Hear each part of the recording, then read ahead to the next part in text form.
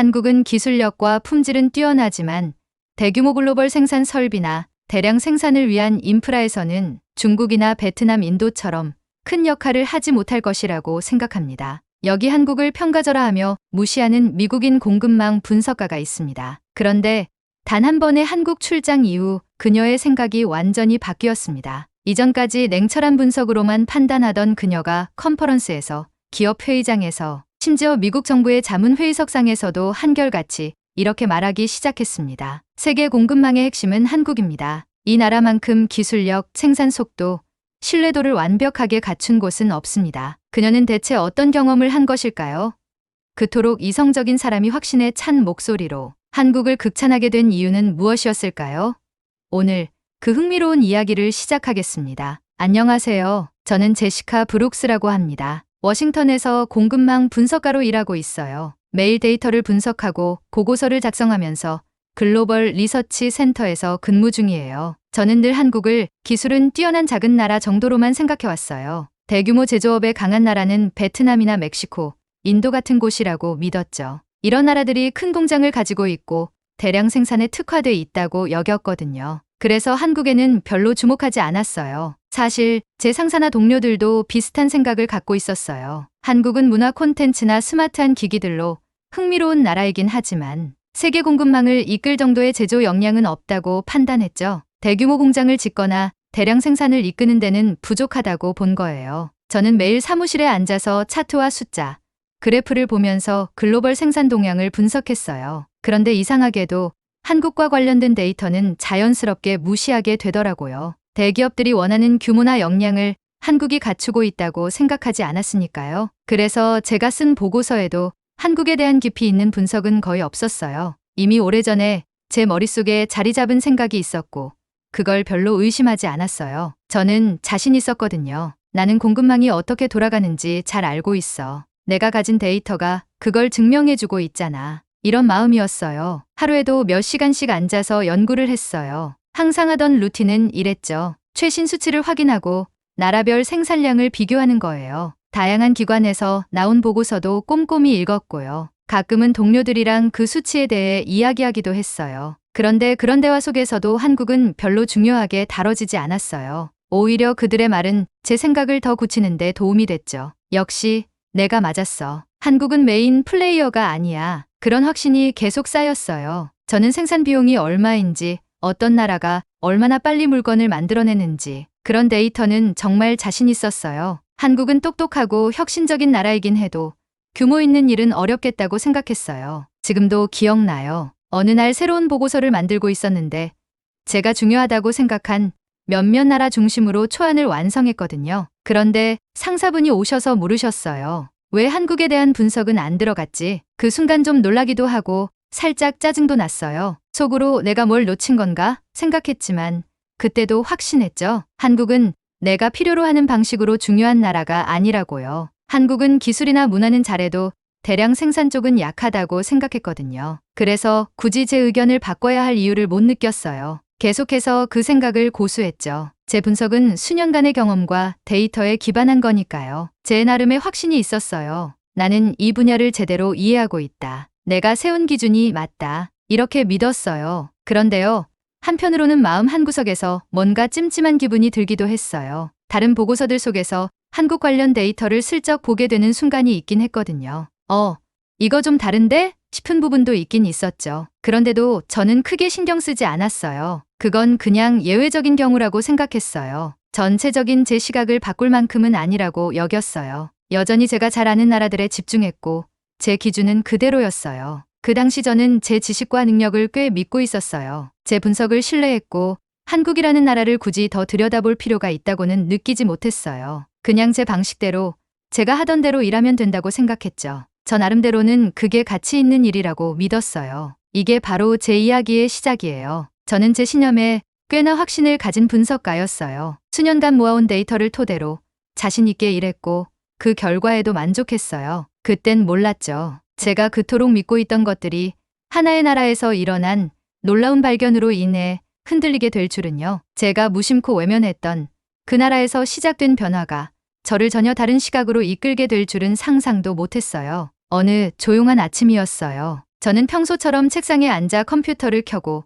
최신 생산 보고서를 확인하고 있었어요. 늘 하던 대로 나라별 제조 역량을 비교하느라 그래프와 차트를 열심히 들여다보고 있었죠. 그러던 중에 예상치 못한 숫자 하나가 제 눈에 들어왔어요. 평소에는 그냥 지나쳤을 한국 관련 데이터였는데 그날은 뭔가 달랐어요. 한 유명한 한국 기업이 텍사스에 대규모 반도체 공장을 짓고 있다는 내용이었는데 그 규모가 무려 170억 달러에 달한다고 적혀 있었어요. 저는 처음엔 믿기지 않았어요. 한국이 이런 엄청난 프로젝트를 순간 머릿속이 복잡해졌어요. 한국은 기술력은 뛰어나지만 대규모 생산 쪽에서는 그렇게 강하지 않다고 생각해왔거든요. 오랫동안 저는 베트남, 멕시코, 인도 같은 나라들이 제조업의 진짜 강자라고 믿고 있었어요. 그런데 이번에 본 숫자들은 그 믿음을 뒤흔드는 내용이었죠. 거기서 끝이 아니었어요. 또 다른 보고서에는 한국의 대형 자동차 회사가 미국의 전기차 공장을 세우고 있다는 정보도 있었고, 다른 한국 기업은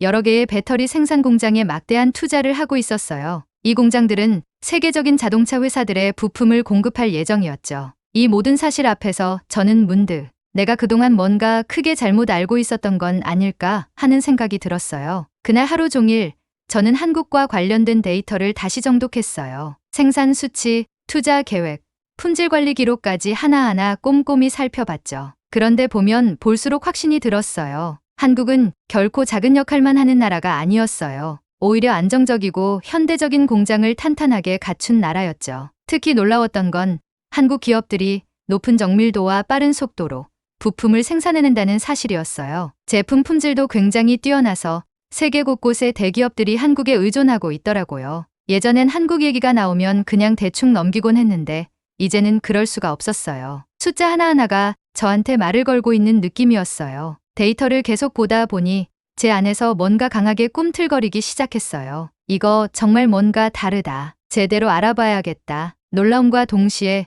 묘한 설렘도 느껴졌어요. 제가 그동안 당연하게 여겼던 정보들이 사실은 완전하지 않았던 거죠. 보고서 안에 수많은 그래프와 수치는 시간이 지나면서 변화해온 한 나라의 이야기를 들려주고 있었어요. 높은 품질 기준, 빠른 생산 속도, 효율적인 시스템이 그 안에 담겨 있었죠. 한국 기업들이 최신 기술을 얼마나 잘 활용하는지 그 디테일이 데이터 곳곳에 녹아 있었어요. 자동화된 기계들이 질서 정연하게 움직이고 직원들이 꼼꼼하게 모든 과정을 체크하는 모습이 그려질 정도였어요. 그날 하루가 끝날 무렵 저는 제 안에 깊게 자리 잡고 있던 오래된 생각들이 현실과 맞지 않는다는 걸 깨달았어요. 한국은 제가 예전부터 생각해왔던 작고 비중 없는 나라가 아니었어요. 오히려 글로벌 제조업에서 중심 역할을 하고 있는 나라로 성장해 있었죠. 저는 한국에 대해 더 알고 싶다는 강한 호기심이 생겼고 직접 제 눈으로 확인하고 싶다는 생각이 들었어요. 그래야만 이 숫자들 뒤에 숨겨진 진짜 이야기를 제대로 이해할 수 있을 것 같았거든요. 그날 이후로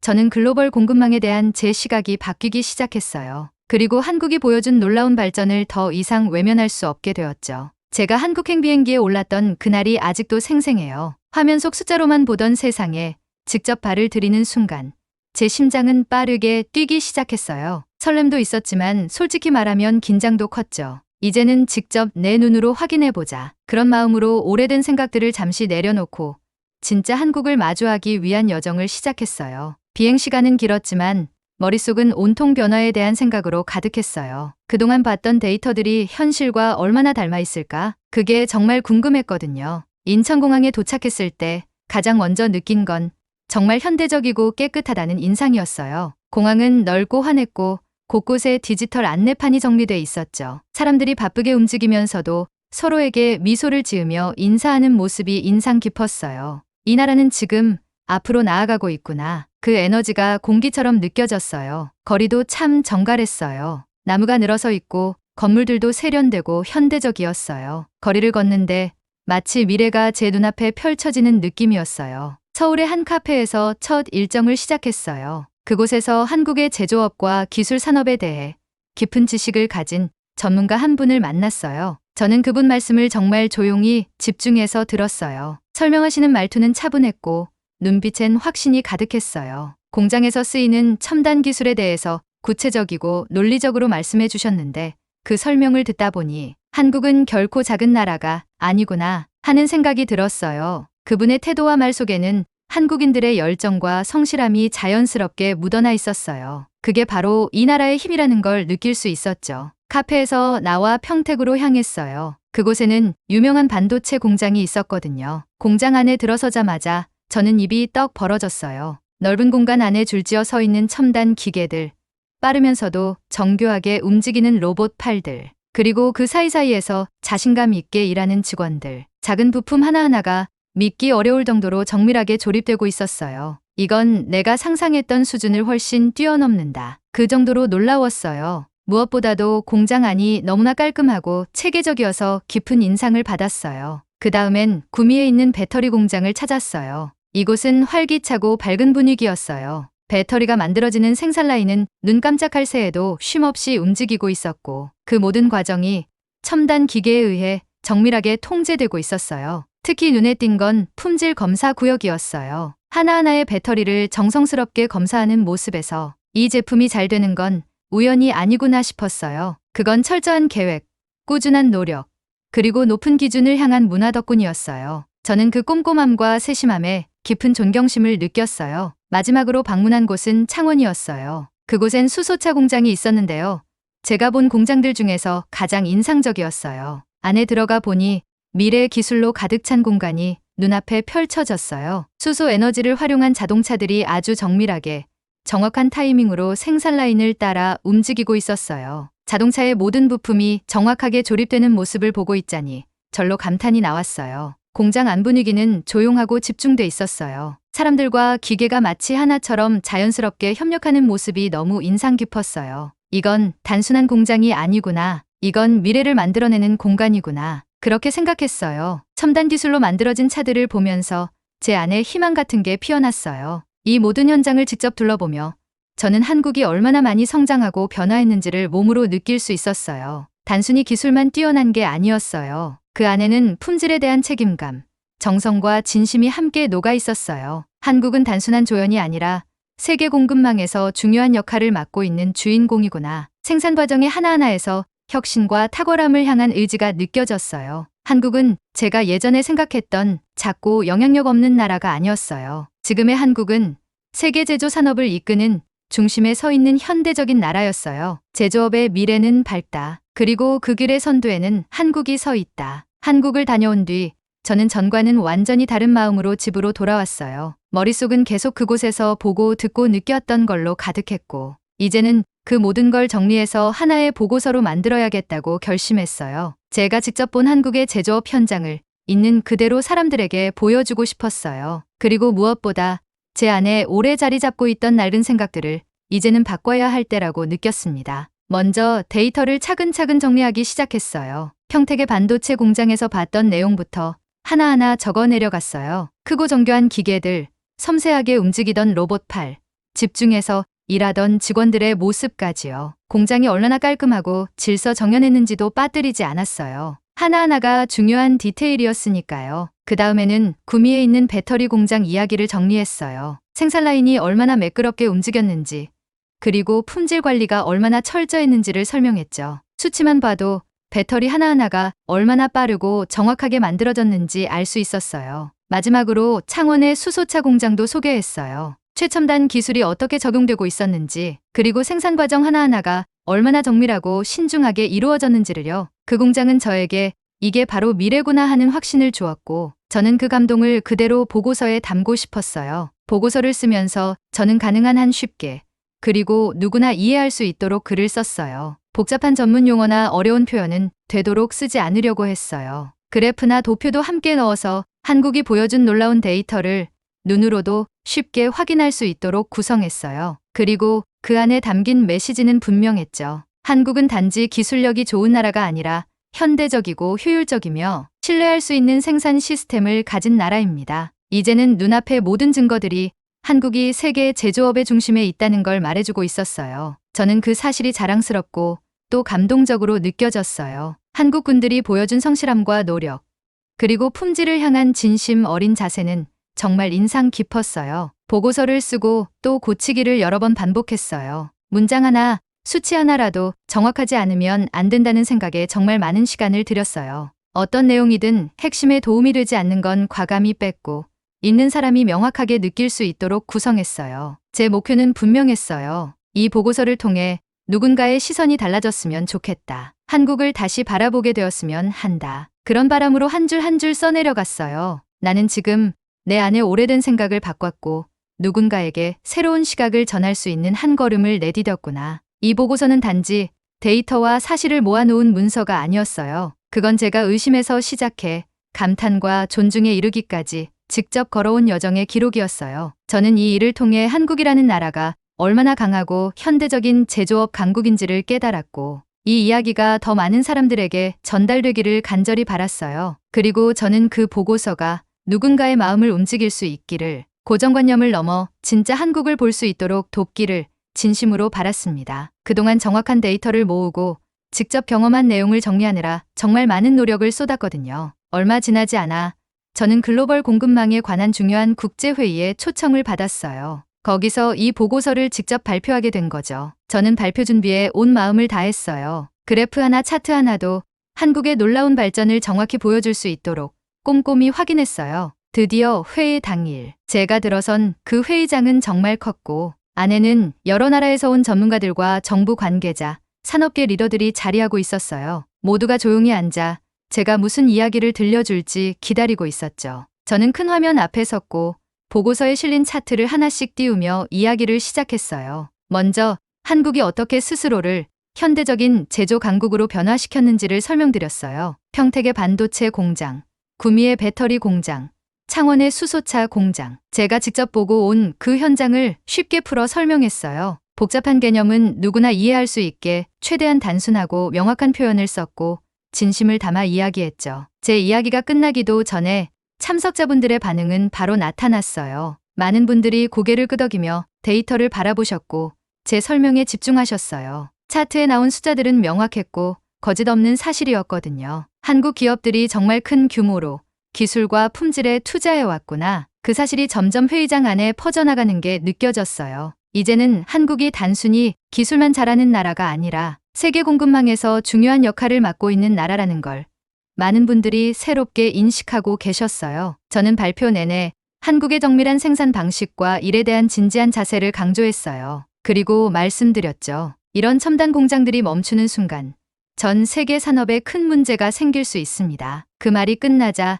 자리에 앉은 분들의 눈빛이 더 진지해졌어요. 신뢰성과 혁신이 얼마나 중요한지를 꼭 전달하고 싶다. 그 마음으로 발표를 이어갔고 저는 점점 청중들과 하나가 되는 느낌을 받았어요. 발표가 끝난 후 정말 많은 분들이 제게 다가오셨어요. 한국이 어떻게 그런 제조 기반을 만들 수 있었나요? 어떤 부분에서 가장 큰 변화가 있었다고 보세요? 이런 질문들을 주시면서 진심으로 궁금해 하시더라고요. 저는 질문 하나하나에 정성껏 답해드렸어요. 그날 회의는 저에게 큰 전환점이 되었어요. 제 보고서를 통해 많은 분들의 생각도 바뀌었다는 걸 실감했어요. 회의장 문을 나서면서 저는 확신했어요. 이제 많은 사람들이 한국의 잠재력과 진짜 힘을 새롭게 바라보게 되었을 거야. 이번 세계 무대에서의 경험은 저에게 또 하나의 중요한 교훈을 주었어요. 바로 정확한 데이터와 직접 경험이 얼마나 큰 힘을 가지는가 하는 점이었죠. 그리고 때로는 마음을 열고 기존의 생각을 바꾸려는 용기도 정말 필요하다는 걸 배웠어요. 사실을 있는 그대로 바라보고 나면 그동안 굳게 믿어왔던 생각도 바뀔 수 있다는 걸 저는 몸소 느꼈어요. 이 배움은 앞으로 제가 공급망 분야에서 계속 일해 나가는데 큰 힘이 되어줄 거예요. 국제회의에서 돌아온 저는 한편으론 벅찼고 또 한편으론 마음이 놓였어요. 그 보고서는 제 생각만 바꾼 게 아니었어요. 많은 사람들의 시선도 바꿔놓았거든요. 그 후 몇 주 동안은 보고서를 본 동료들과 전문가들에게서 온 이메일과 메시지를 하나하나 읽느라 바빴어요. 많은 분들이 이제 한국을 새롭고 긍정적인 시선으로 바라보게 되었다고 말씀해 주셨어요. 그래프와 수치 덕분에 한국 공장이 얼마나 발전되어 있고 신뢰할 만한지 한눈에 알 수 있었다는 피드백도 들었고요. 예전엔 비판적인 시선을 보이던 분들조차 이제는 한국의 역할에 대해 더 많이 질문하셨어요. 그래서 저는 이 경험을 다른 사람들과 나눠야겠다고 마음먹었어요. 그리고 저는 세계는 지금 변화하고 있고 그 앞에서 한국이 길을 열고 있다. 그런 확신을 갖게 됐어요. 또 하나 인상 깊었던 건 제 보고서가 이후의 프로젝트에도 실제로 영향을 주기 시작했다는 점이었어요. 제 동료들이 이제는 보고서나 분석을 할 때 한국에 대한 내용을 훨씬 더 깊이 있게 다루기 시작했어요. 우리 사무실에서도 자연스럽게 이 나라의 진짜 강점이 뭘까? 우리가 뭘 놓치고 있었을까? 이런 질문이 오가는 분위기가 생겼어요. 그리고 보고서의 성공 덕분에 국제 전문가들과 한국 기업들 사이에 더 많은 연구와 협력이 이어질 수 있는 계기도 만들어졌어요. 이제 저는 미래를 훨씬 더 긍정적으로 바라보게 되었어요. 그리고 확신해요. 한국은 앞으로도 세계 제조업을 이끌고 또 많은 이들에게 영감을 줄 나라가 될 것을요. 제가 준비해온 사연은 여기까지입니다. 끝까지 시청해주셔서 진심으로 감사드리며 구독과 좋아요, 그리고 여러분들의 따뜻한 댓글 하나하나가 영상 제작에 큰 힘이 됩니다. 감사합니다.